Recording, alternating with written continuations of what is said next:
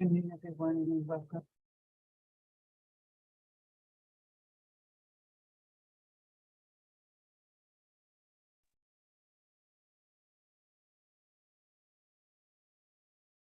Good afternoon, everyone. Welcome to the Triangles Meditation Group. Today is September 18th, 2023.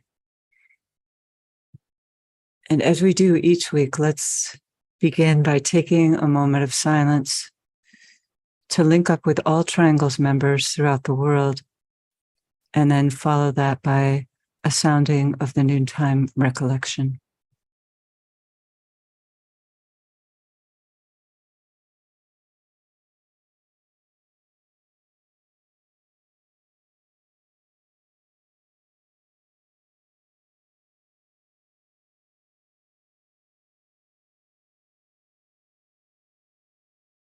We know, O Lord of life and love, about the need. Touch our hearts anew with love, that we too may love and give.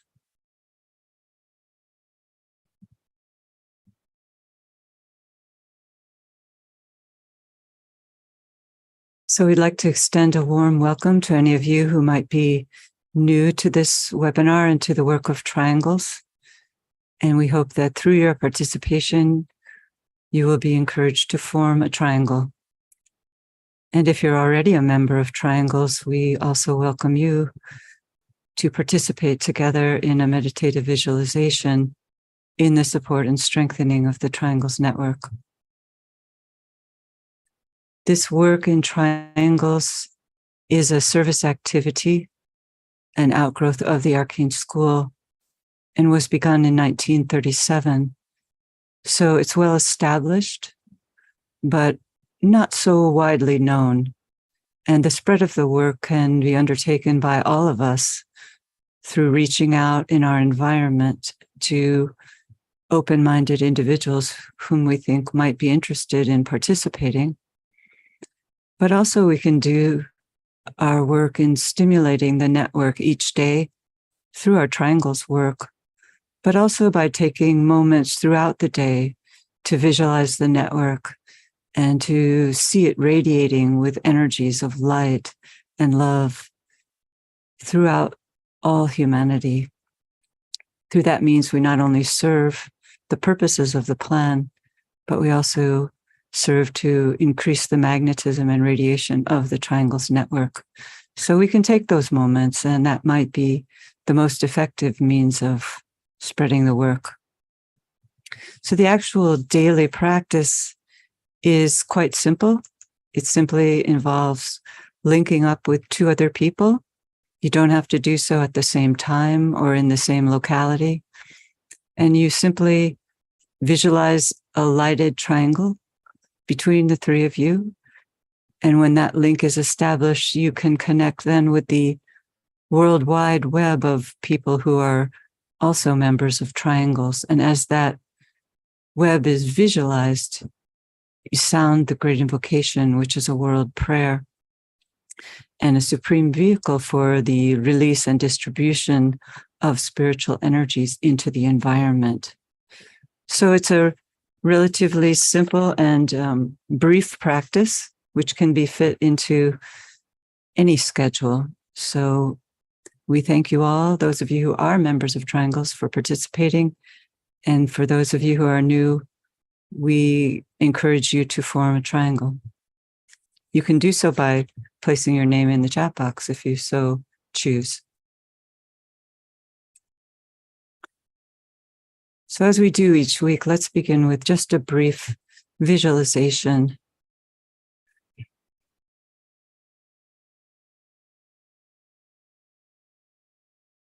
Let's visualize a lighted triangle composed of the three planetary centers. Shambhala at the apex, the planetary head center, the spiritual hierarchy, the planetary heart, and humanity, the planetary throat center. And visualize these three spheres of lighted energy merging and blending one with the other and filling the triangle with light.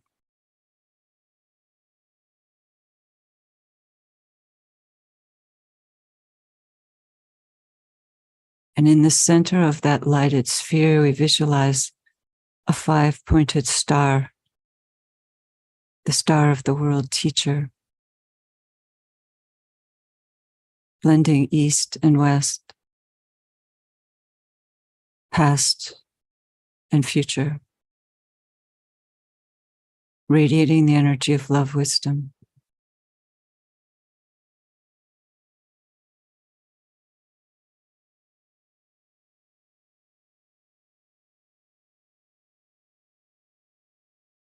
And now visualize from the center of that triangle, from the Christ, a gigantic release of the energies of love, light, and power. Visualizing the planet now as a sphere of lighted energy with a grid of golden triangles surrounding it, releasing sparks of light and love raining down upon the planet.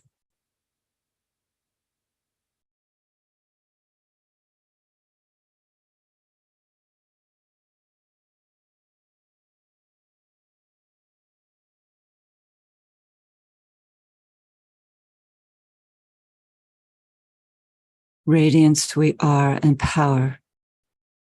We stand forever with our hands stretched out, linking the heavens and the earth, the inner world of meaning and the subtle world of glamour. We reach into the light and bring it down to meet the need. We reach into the silent place and bring from thence the gift of understanding. Thus with the light we work and turn the darkness into day. Oh.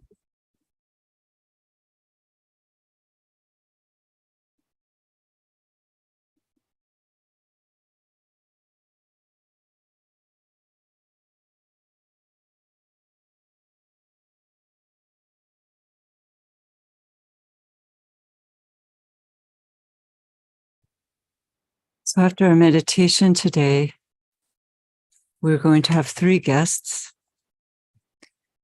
Dot Maver and Wendy Thompson, returning participants who will be sharing some thoughts on the 3rd stanza of the Great Invocation, which is our theme today. And Dot and Wendy are the co-founders of the Global Silent Minute, among other activities. And today we also have a new presenter, Judy Harrison, and she's been a longtime student on the spiritual path, anchored in the teachings of the ageless wisdom for the past 40 years.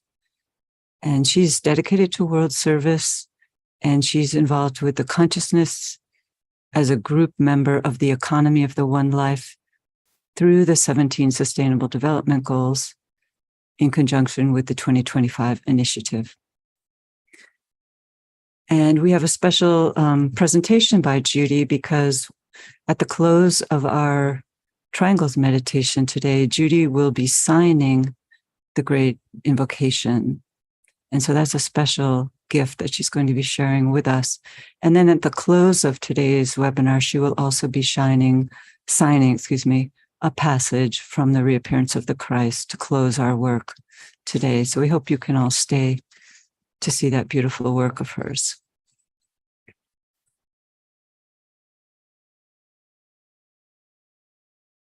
So as I said, our work today is with the first stanza of the Great Invocation. And this is considered a difficult stanza because it deals with the spiritual will, the first ray of will or power, and with this highest center, the center Shambhala. And this is an energy, this divine will is an energy that even the hierarchy is seeking to understand. And so for we, humanity, it is as yet a complete mystery. But nonetheless, we are charged with collectively learning to become responsive to it. Shambhala is the home of the divine will and the place of pure spirit. It's a center of fire. It's ineffable, unknown, but it is faintly sensed and has been throughout time. It's the dwelling place of the Most High, the silent watcher, who stands behind all outer seeming, and who, with the seven spirits before the throne of God, wields extraplanetary forces which are needed to carry forward the processes of planetary evolution in accordance with his purpose, which he set some 18.5 million years ago when he first came to this dark and quiet planet. But now we're told, as a consequence of human mental development, for the first time in planetary history, a group has emerged, the new group of world servers, which is capable of aiding this silent watcher in his work, aiding his kingdom to come and his will to be done. And this is a tremendous evolutionary leap within the life of our planet. And so it demonstrates the key role which this group holds in working out of this will aspect. So the sequence of energy precipitation runs from the great lords in Shambhala, who are able to contact and embrace the livingness of extraplanetary sources. And these energies are then appropriated by the spiritual hierarchy, who step them down through the means of the blueprint of the plan. And their work manifests through the civilizations. It's a long-term work that they undertake. But they, in turn, step down that plan through the new group of world servers and through the thinking agents in the world who are charged with working out the immediate step of the plan within the three worlds of human expression and distributing the energies to the three lower kingdoms in nature. The Christ is coming to distribute the spiritual will to humanity. He will stand as a manifestation of the will. And a major part of the preparatory work going on today is accustoming humanity to the energies from this highest center, which has been occurring over the last 2 centuries and is particularly active now at this first quarter of the 21st century, culminating, we're told, in the conclave in 2021. So the will energies have been building, strengthening, and humanity is challenged to appropriate these energies. The will to good, which works out among the human kingdom as goodwill. We're told that the first anchoring of this will aspect by humanity occurred in the Garden of Gethsemane 2,000 years ago when the Christ made that first tenuous contact. But even today, after 21 centuries have passed, there is as yet little more than a thin, frail line of connecting energy between that highest center and humanity.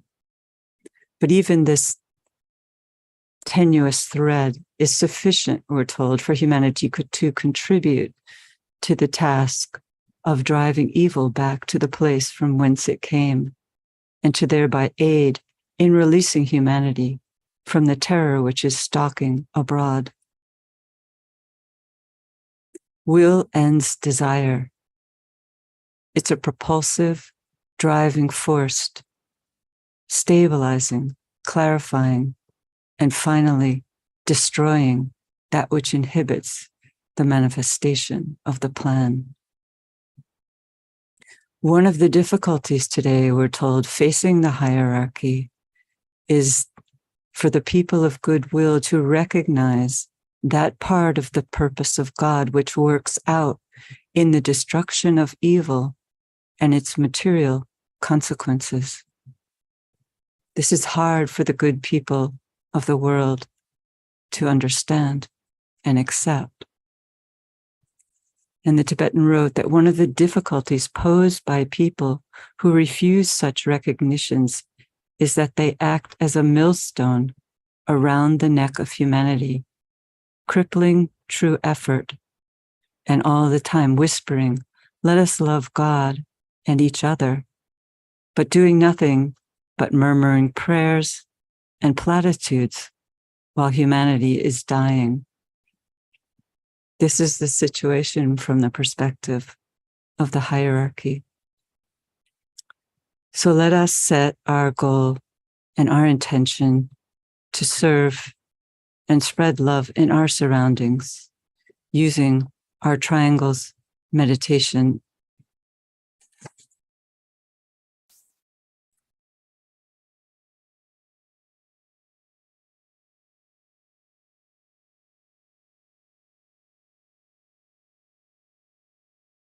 Triangles meditation group integrating as a group.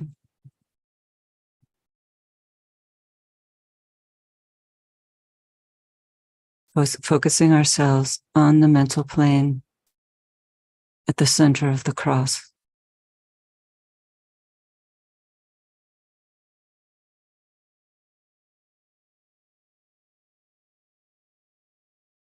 Link in thought as a soul, as a point of love and light with all people throughout the world who are working in this Triangles meditation group.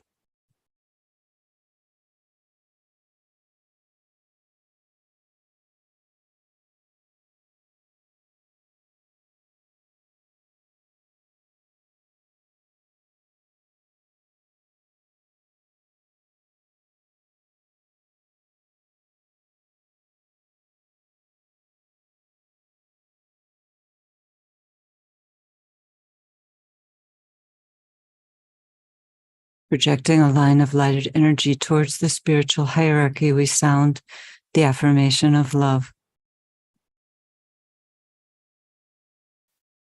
In the center of all love, I stand. From that center, I, the soul, will outward move. From that center, I, the one who serves, will work.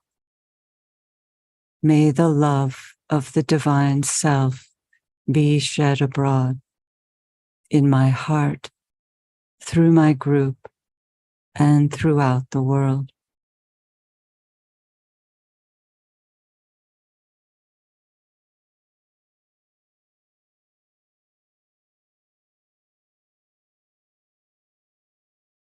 Visualization. Using the creative imagination, link with two other points of light to create a triangle of light.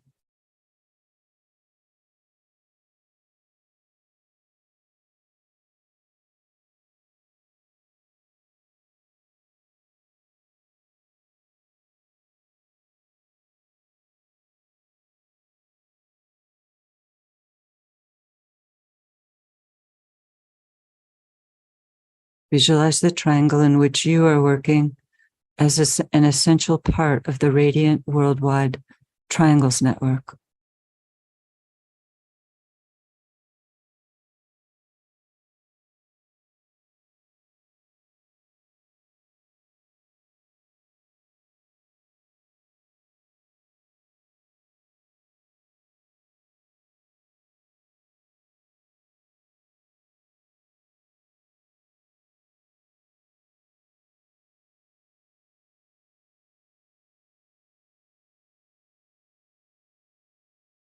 Hold the consciousness immersed within the light of the group soul, the heart of love which underlies and infuses the network.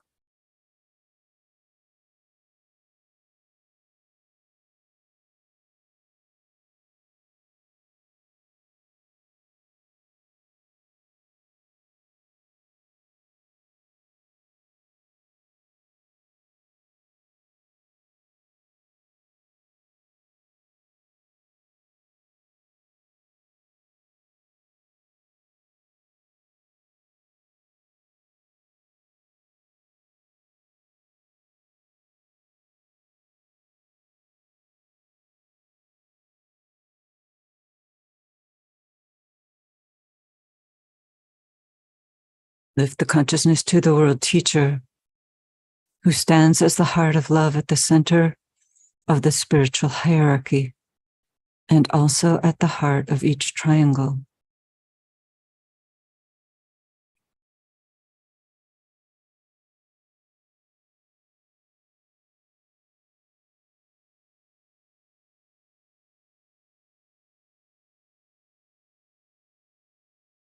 And holding the alignment between your triangle, the planetary network of triangles, the group soul, and the world teacher. Hold the group mind open to the inpouring energies of love.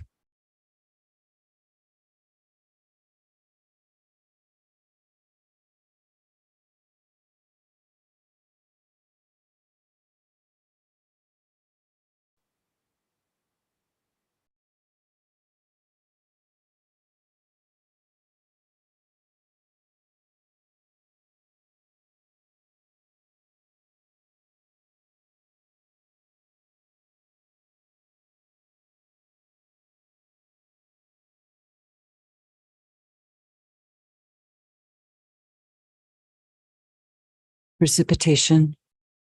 Visualize the energies of love, light, and goodwill circulating in and around the triangle's network from point to point and flowing out through the network into the hearts and minds of people everywhere.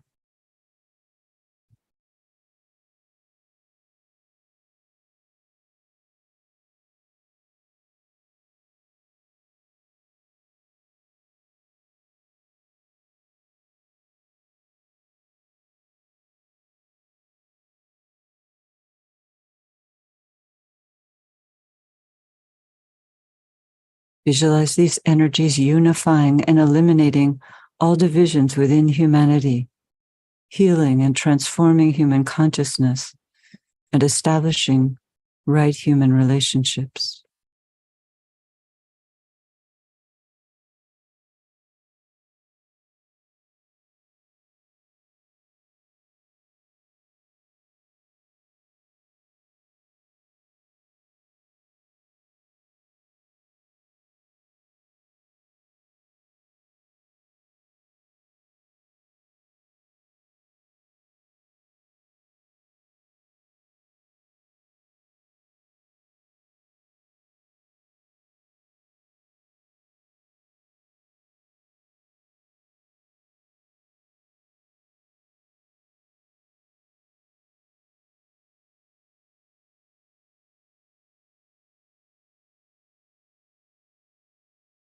Linking again with the spiritual hierarchy, we sound the mantra of unification. The sons of men are one, and I am one with them. I seek to love, not hate. I seek to serve and not exact due service. I seek to heal, not hurt. Let pain bring due reward of light and love. Let the soul control the outer form and life and all events and bring to light the love that underlies the happenings of the time. Let vision come and insight. Let the future stand revealed. Let inner union demonstrate and outer cleavages be gone. Let love prevail. Let all people love.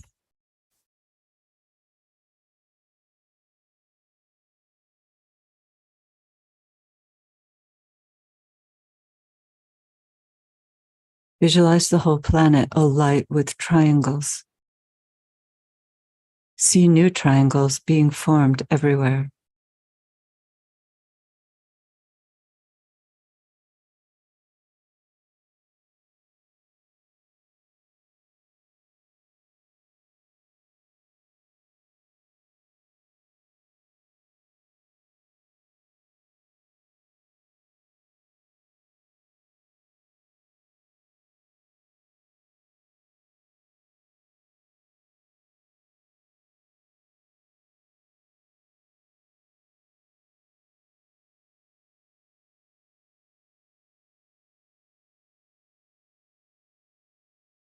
So now we're going to ask Judy to come and sign as we sound the adapted wording of the Great Invocation.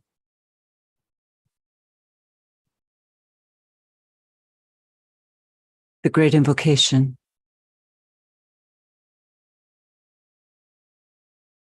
From the point of light within the mind of God,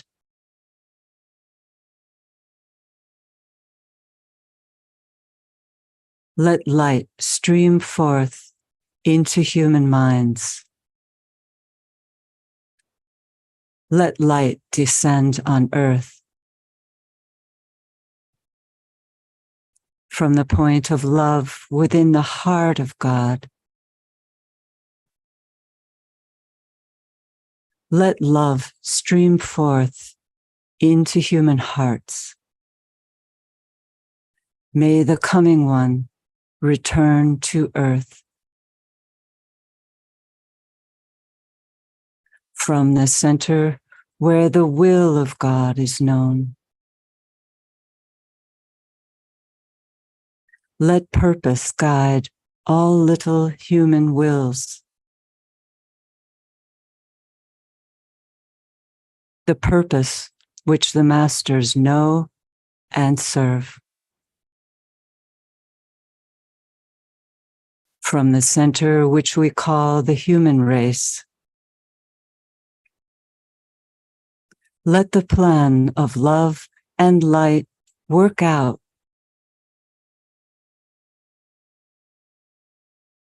And may it seal the door where evil dwells. Let light and love and power restore the plan on earth.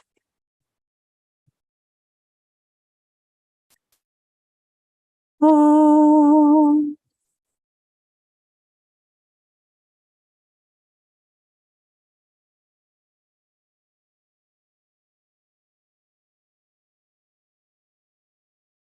Om.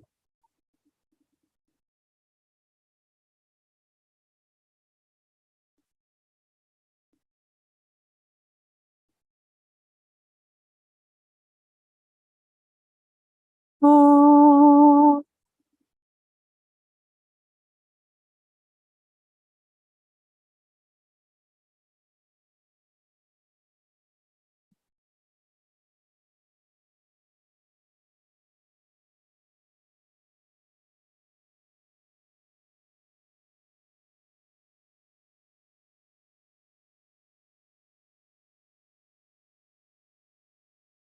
Thank you, everyone.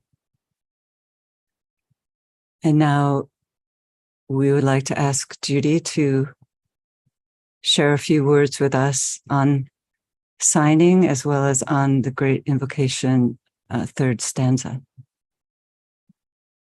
Thank you, Kathy. Thank you. So I've been asked to speak today about my experience when signing the Great Invocation. Kathy had participated in a meditation, which I did, and ended by signing this beautiful mantra.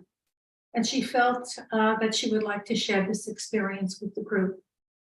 And now, having experienced it for yourself, I'd like to offer some thoughts about the Great Invocation through the lens of sign language. So a bit about me. While I'm not originally a native signer, I have a daughter who became profoundly deaf as an infant. So to support her growth, sign language became a way of communicating and life within our household. She is currently a thriving part of the deaf community, and we've been signing together for 30 years. I thank my daughter for this beautiful gift of expression and a way of understanding the world. Without going too deeply into the subject, I'd like to point out a few characteristics pertaining to sign language. As a mode of expression, sign language is quite unique when compared to spoken language. Speech, as we know, is auditory and linear temporal, where words are spoken in an ordered sequence through time, while signing is a visual spatial language, where meaning, not words, is expressed manually through the hands, including their shape, their orientation, their placement, and movement through space. It has its own grammar structure and rules and is not, as some believe, coded English. There is no written form. The sign language I use is ASL, or American Sign Language. What one becomes immediately aware of when signing is that language comes through one's body, as opposed to being a mental construct that becomes separated from oneself, as words do. During signing, one participates physically in expressing ideas and feelings. Energy is part of the communication exchange and is viscerally experienced. When signing subtleties of language, they are visually expressed through face and body. Communication between people cannot happen without direct eye contact. And so relationship becomes more integral within the exchange. As a student of the Ageless Wisdom for over 40 years, one effect of sign language is that I am sensitized to feeling and experiencing energy. Just as communication goes through me, so does energy. And when I sign in meditation, I am aware that I am moving etheric energy through space.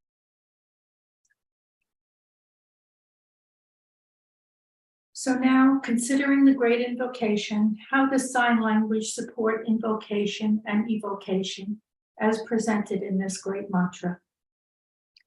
To start with, when signing, it is space that is used to establish relationship. It is space that distinguishes energetic levels of vibration, and it is space through which energy is moved. To give an example, when I place my hands to represent the mind of God, the heart of God, or God's purpose, as I hold a meditative point attention, it creates an etheric impact or imprint. Excuse me a minute.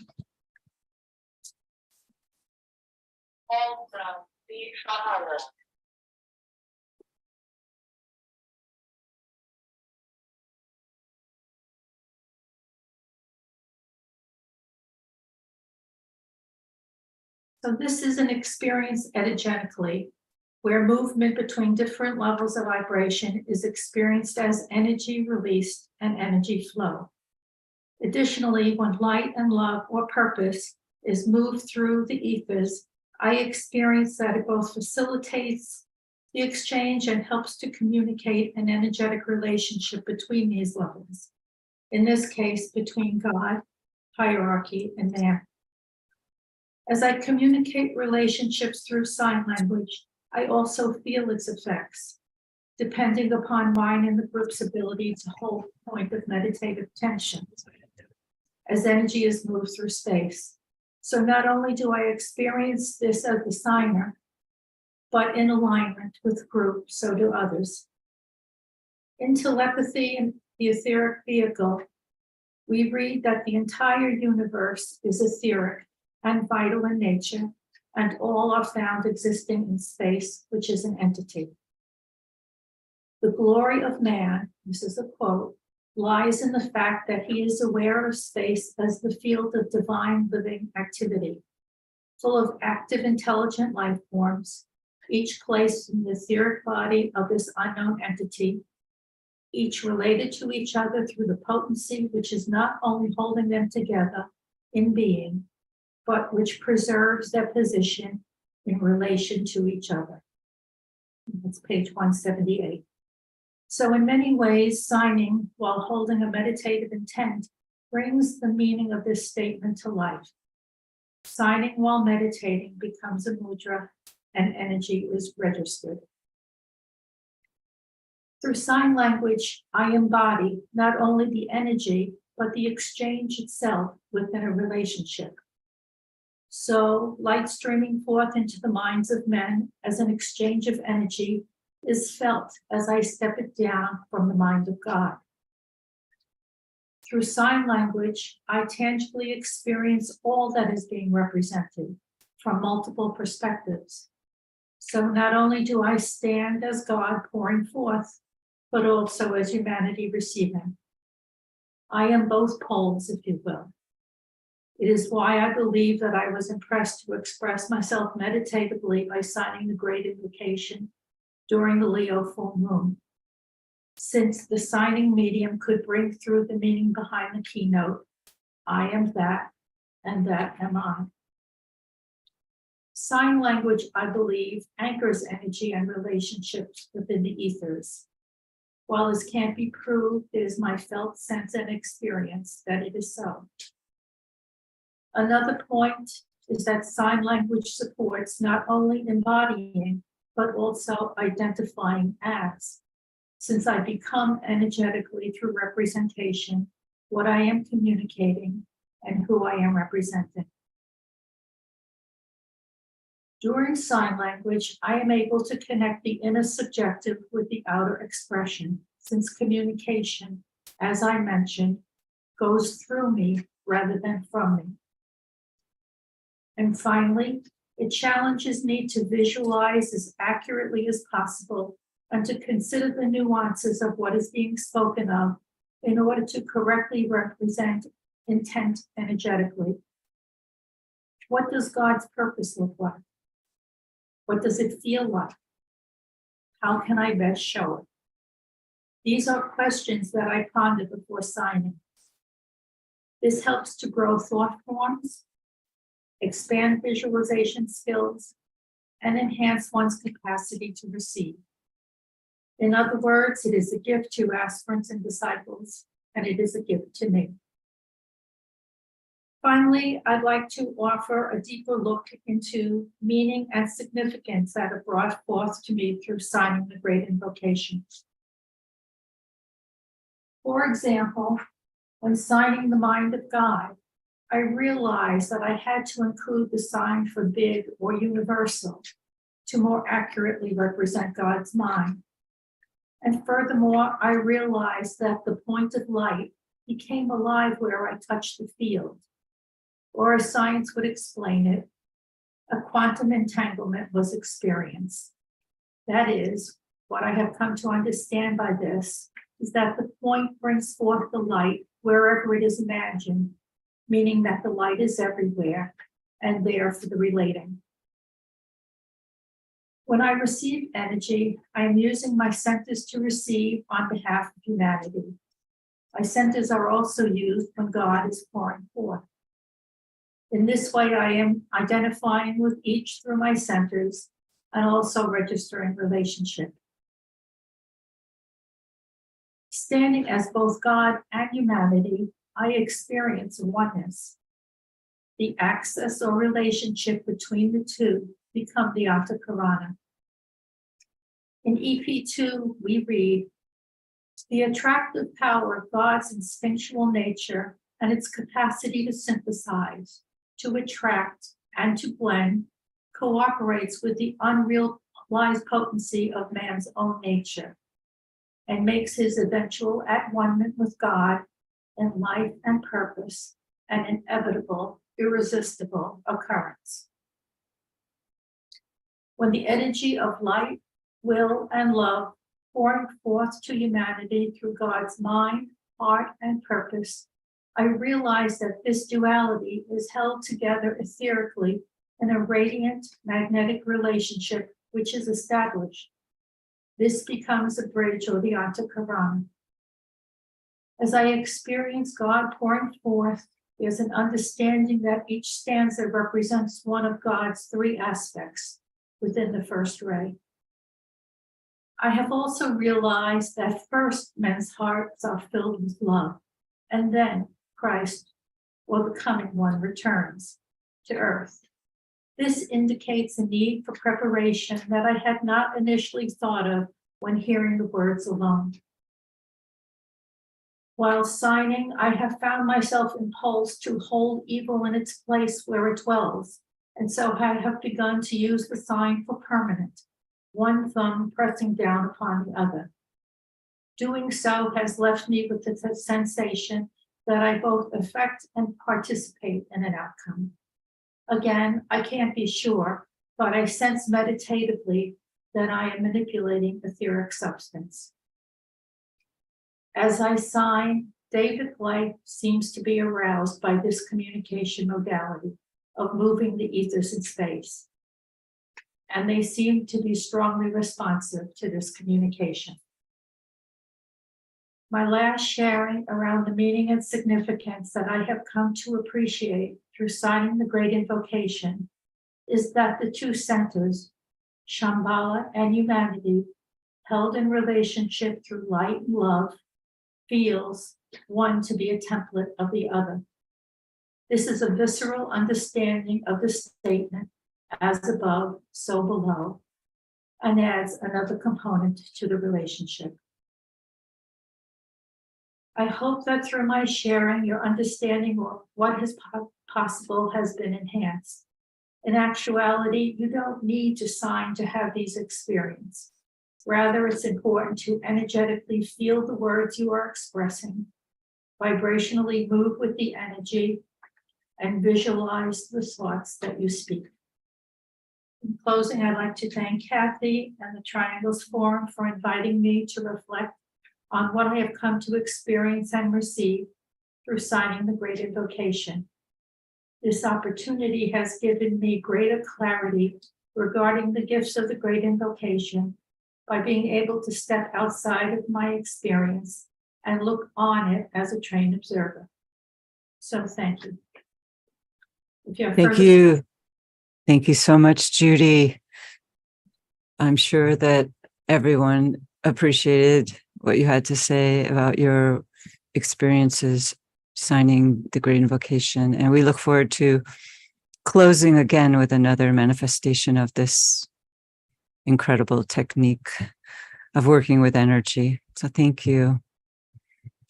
So now I'd like to welcome Wendy and ask you to share your screen. Okay, there you go. Okay. Hi, Wendy. You can hear me, Kathy? Yes. Okay, great. All right. Thank you. That was beautiful. Thank you, Judy. So this section is focusing on the third stanza of the third stanza or version of the original Great Invocation. And this presentation will consist of a snapshot of the context of the use of the Great Invocation.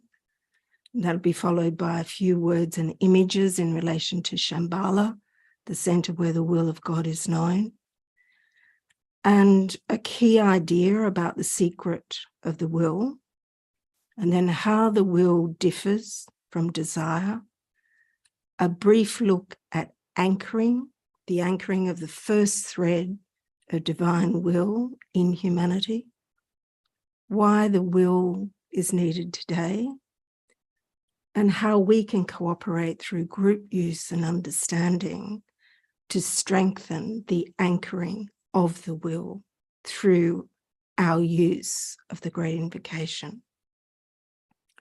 So firstly, the context.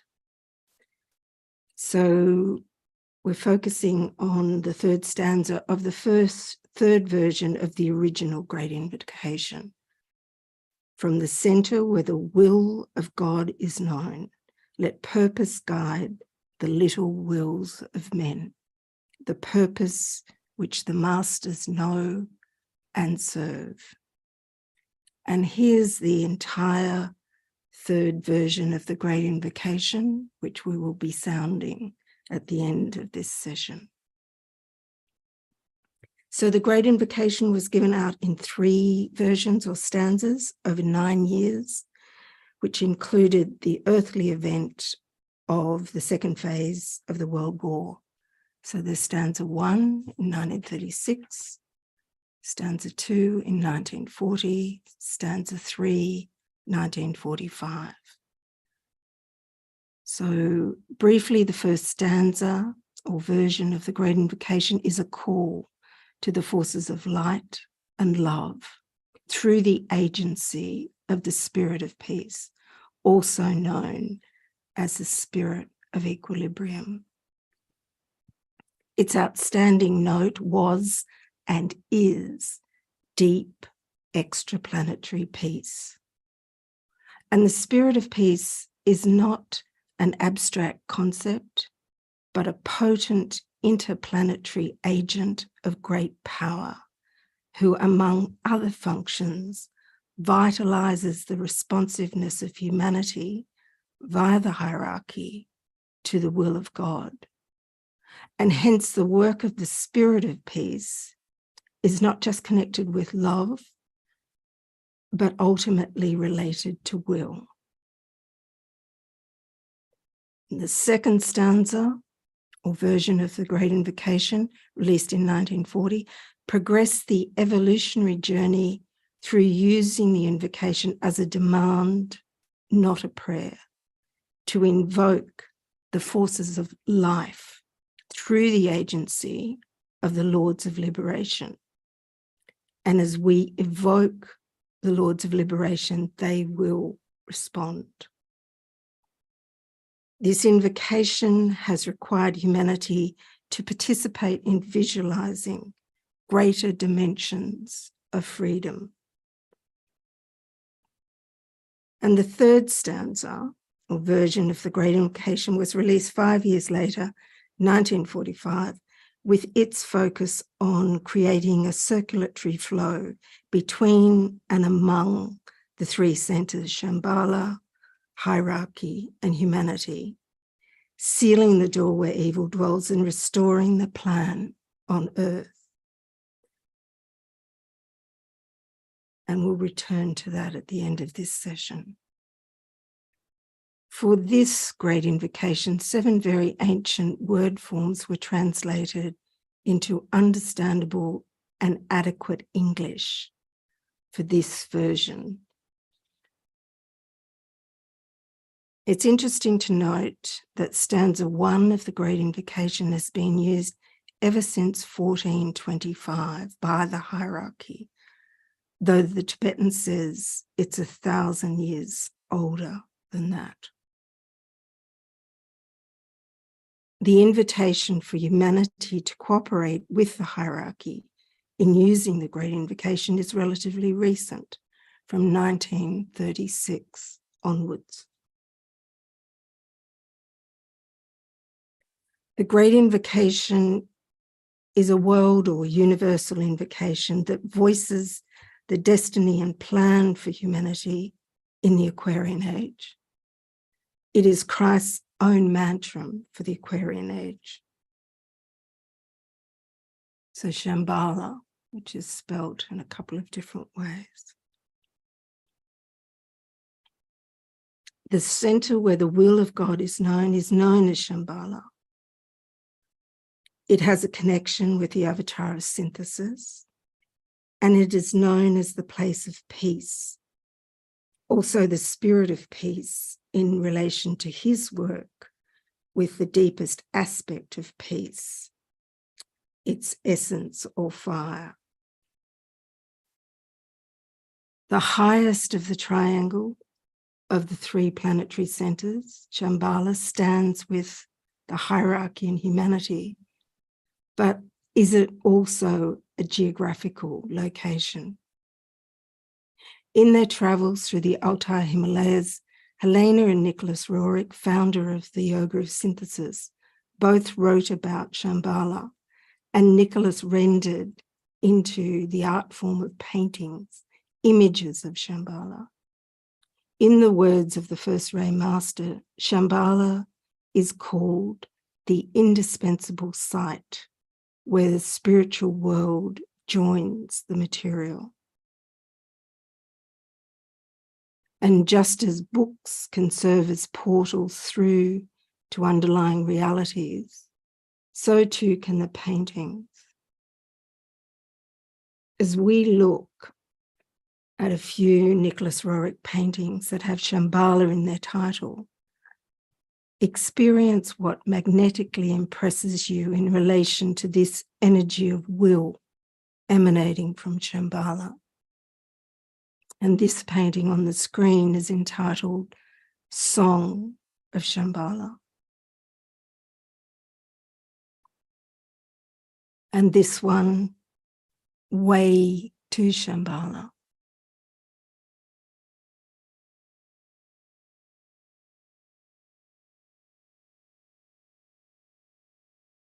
And this one, At Midnight, Light of Shambhala.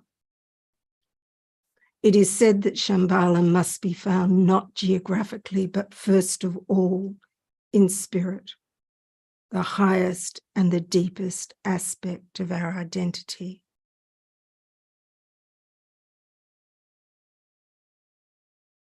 The title of this painting is Message of Shambhala, Arrow Letter.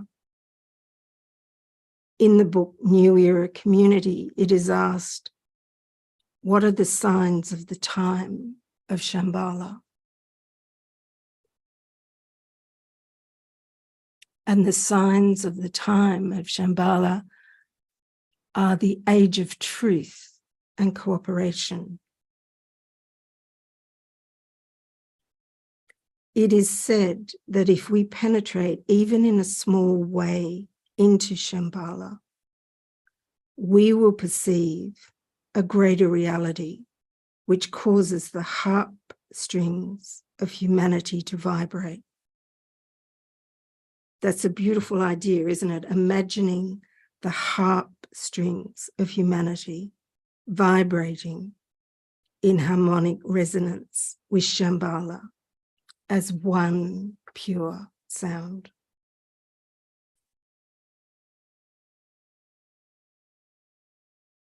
The secret of the will.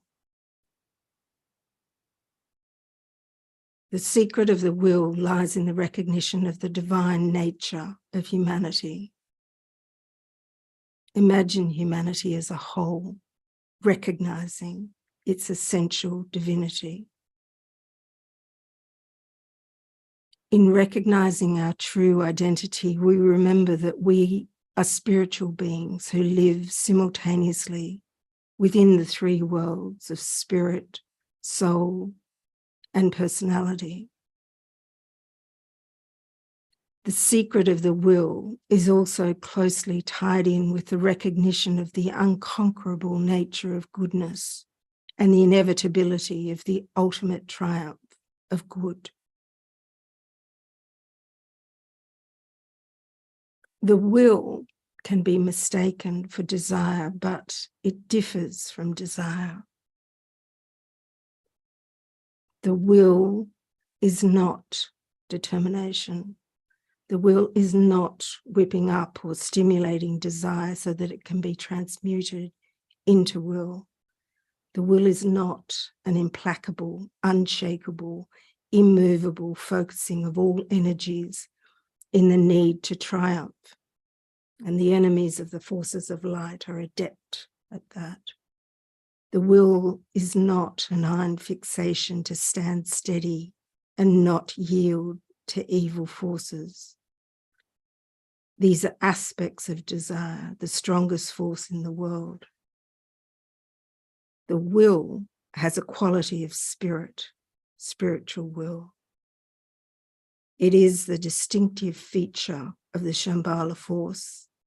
It is that peculiar and distinctive quality of divinity which is so different that even Christ himself was unable to express it with facility and understanding when he was in incarnation. Hence, we have the episode in Gethsemane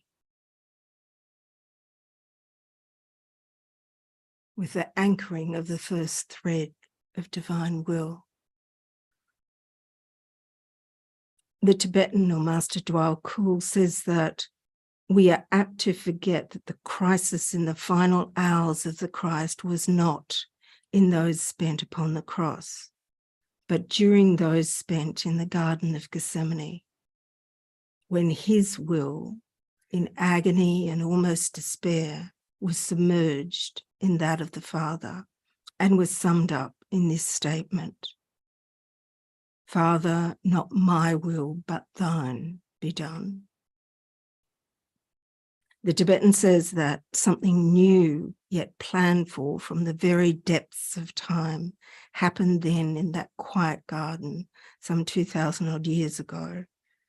Christ, representing humanity, anchored or established the Father's will on earth and made it possible for intelligent humanity to carry it out. Hitherto, the will had been known in the Father's house. It had been recognized and adapted to world need by the spiritual hierarchy working under the Christ, and thus took shape as the divine plan. Today, because of what Christ did in his moment of crisis, humanity can add its efforts to the working out of that plan. The will to good of the Father's house can become the goodwill of the kingdom of God and be transformed into right human relations by intelligent humanity. Thus, the direct line or thread of God's will reaches now from the highest place to the lowest point and can, in due time, become a cable of ascension for the sons of men and of descent for the loving, living Spirit of God. Thus, Christ registered a tenuous, frail thread of divine will in the heart of his human physical vehicle in the Garden of Gethsemane, demonstrating the possibility for all humanity to do the same. At that time in the garden, those closest to him, his disciples, slept. Their consciousness was not awake in awareness to the significance of the event. And subsequently, at the crucifixion, though not physically asleep, they were preoccupied with their own grief. The Tibetan says that the subtle and subjective sin of the disciples was that they were not interested in evoking the living activity of the Master on his own behalf, but were entirely preoccupied with their own grief. He says the evocation, had they attempted it, would have been useless, but the good that might have come to them and the revelation they might have received as to the deathlessness of the soul would have greatly illuminated them and might have produced a Christianity built around a living Christ and not around a dead Christ. Imagine that, what a tremendous sliding doors moment. Had the disciples remained awake to the opportunity of the moment and not been preoccupied with their own grief at what they thought was loss, it may have resulted in a Christianity built around a living Christ, and the last 2,000 odd years might have developed in ways we're on the brink of experiencing right now, depending on where our preoccupation lies. Why the will is needed today. The will's needed today as a propelling, expulsive force and also as a clarifying, purifying agent, perhaps to assist humanity to wake up to the living Christ, the essence and aliveness of spirit that resides within and is everywhere present. The Shambhala energy relates to the livingness through consciousness and form of humanity. It concerns the establishing of right human relations and is that condition of being which eventually negates the power of death. It is incentive, it is realized purpose, and not the expression of desire. Desire works from and through the material form upwards. Will works downwards into form, bending form consciously to divine purpose. As we come to understand and work with the will in groups, we identify with this Shambhalic force and recognize and experience its livingness as it liberates humanity from the illusions and confinement of forms that have long passed their use by date. It's interesting in the painting by Salvador Dali, the point of identification he chose from which to render it. It's not from the perspective of those nearest and dearest and the crowd within the manifest world looking up at him on the cross.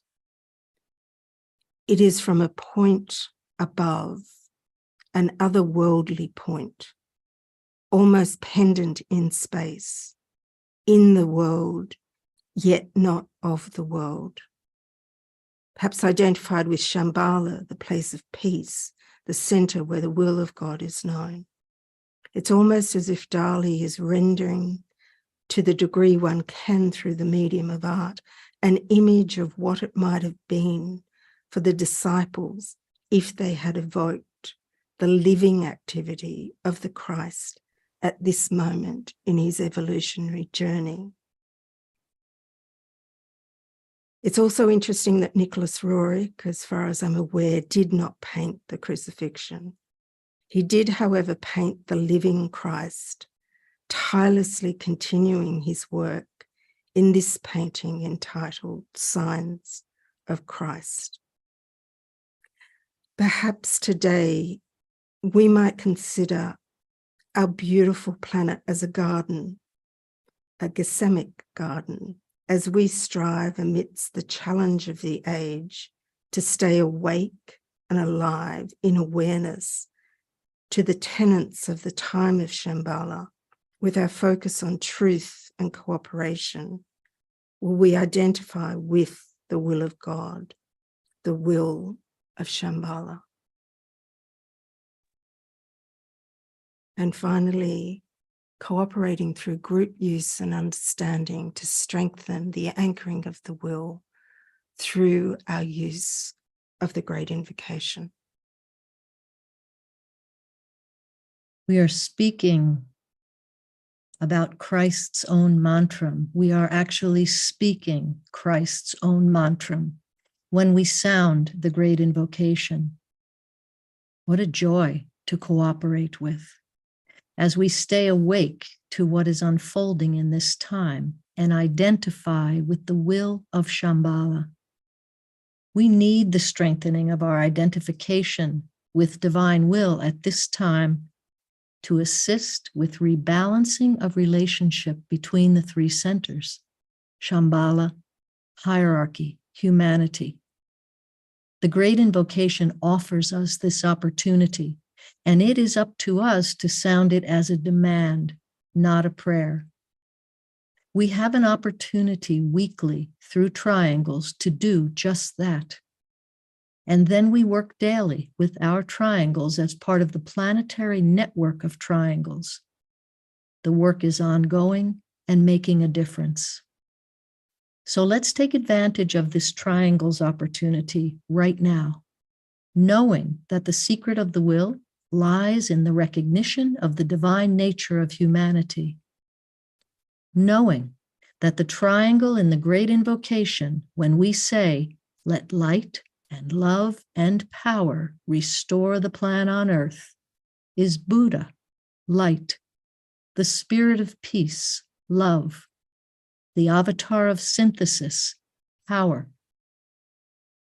And knowing that as we unite our hearts across distance, linking with our triangles in the worldwide network, sounding the Great Invocation, knowing the power of our group use and intention, we are a powerful source of invocation and offer ourselves as an equally powerful evocative point of service, shining the light and strengthening the hands of the forces of light.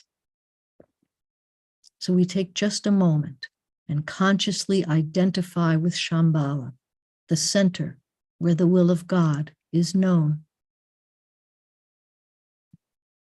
Feel the harp strings of humanity vibrating. And now we sound the original Great Invocation as given to Alice Bailey. We sound it intentionally as a demand, together and as a group. From the point of light within the mind of God, let light stream forth into the minds of men. Let light descend on earth. From the point of love within the heart of God, let love stream forth into the hearts of men. May Christ return to earth. From the center where the will of God is known, let purpose guide the little wills of men, the purpose which the masters know and serve. From the center, which we call the race of men, let the plan of love and light work out, and may it seal the door where evil dwells. Let light and love and power restore the plan on earth. Om.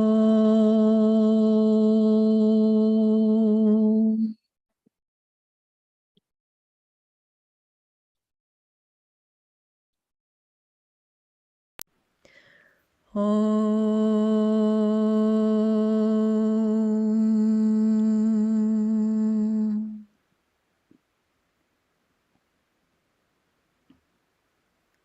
Om.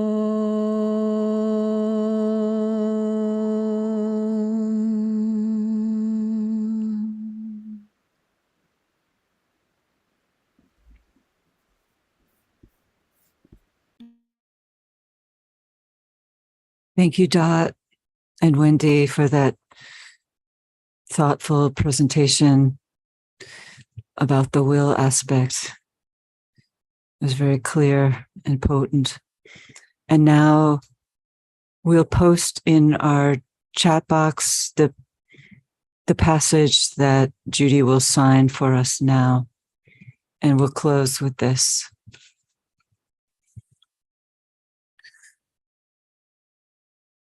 When the Christ, the avatar of love, makes his appearance, then the sons of men, who are now the sons of God, withdraw their faces from the shining light and radiate that light upon the sons of men, who know not yet they are the sons of God.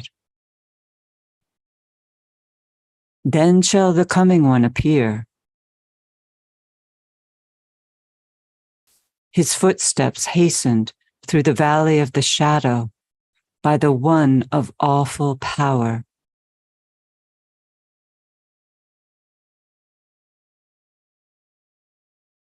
Who stands upon the mountaintop, breathing out love eternal, light supernal, and peaceful, silent will. Then will the sons of men respond.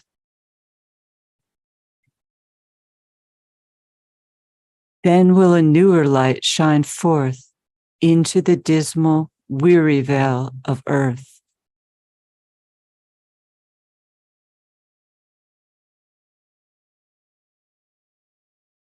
Then will new life course through the veins of men.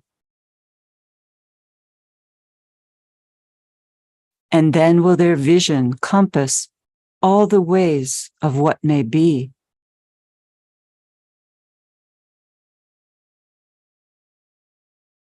So peace will come again on earth, but a peace unlike aught known before. Then peace will blossom forth as understanding, and understanding blossom as goodwill in men.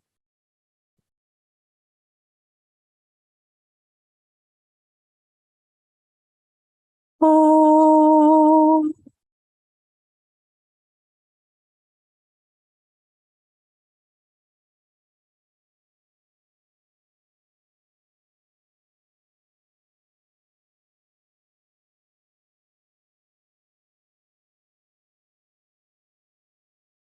Thank you, Judy, and thank you, everyone.